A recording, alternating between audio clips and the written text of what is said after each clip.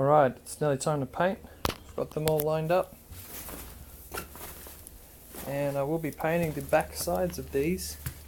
So I've let the lips overhang so I can paint the insides.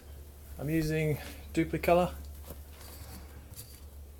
I've got enamel for the base, black for the top, high temperature, 10 minutes between coats, 7 days if dried.